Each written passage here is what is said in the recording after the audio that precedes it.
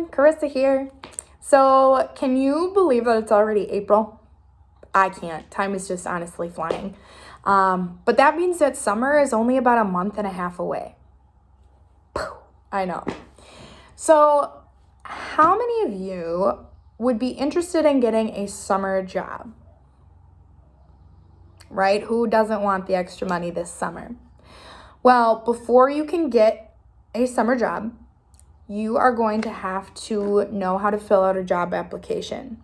So today we are going to talk a little bit about that. We're actually going to play a game called Spot the Differences. I have two job applications here that are pretty similar, but do have some differences.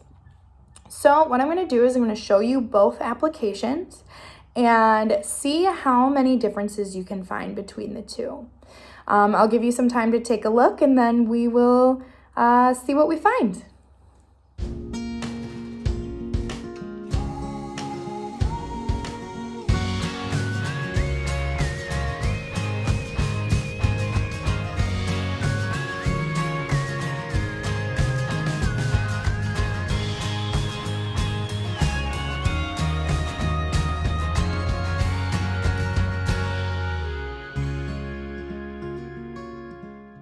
All right, so let's take a look and see how you guys did. So the first thing that I want to point out is that this application is actually filled out in pen and this application is filled out in pencil. That might be a little hard to see in this video, but we want to make sure that any time that we're filling out a job application that we're doing it in pen. If you can type up your job application, that's actually even better. The next thing that I want to point out is the mistakes on this application. So the first thing is that, as you can see, when mistakes were made, the words were just scribbled out. That makes this application look a little sloppy. This one doesn't have any of those, so this application looks a little neater. The other thing that I want to point out is about following directions. Here you can see that the application asks for the last name and then the first name.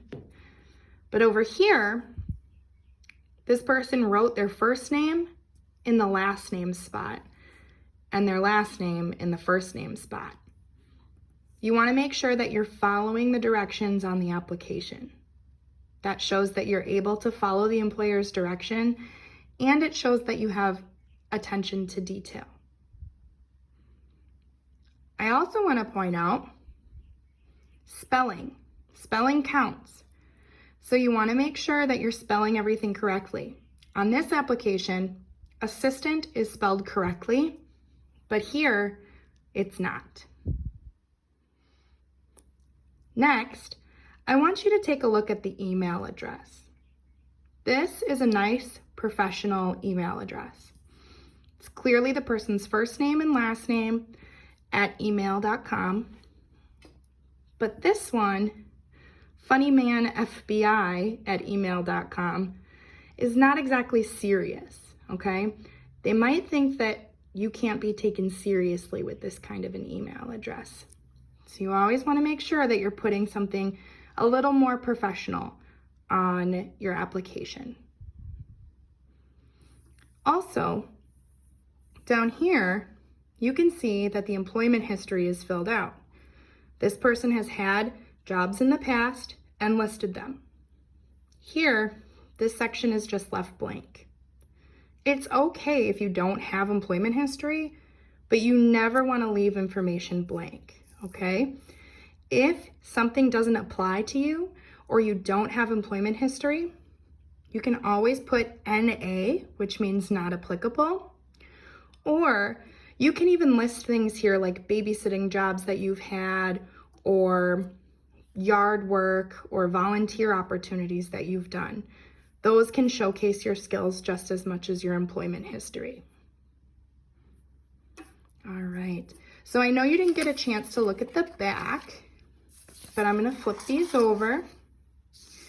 And I just wanna take a quick look at the professional references. As you can see on this one, they listed references for places that they've worked in the past. So this was their previous supervisor, and a previous coworker. On this one, they listed their mom. Now, I'm sure your mom has some really great things to say about you, but you don't want to list a family member or any relatives as a reference. What they're looking for here is somebody that can speak to your work ethic and your skills.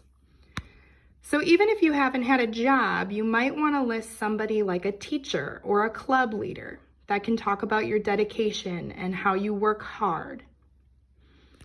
All right, and the last thing I want to point out down here is that this is signed and dated, okay? Here, even though it says signature, the person printed their name. You don't want to do that. Again, this goes back to following directions. All right, well, I hope that this was helpful for you and that you learned a little something today. So, good luck on the job hunt.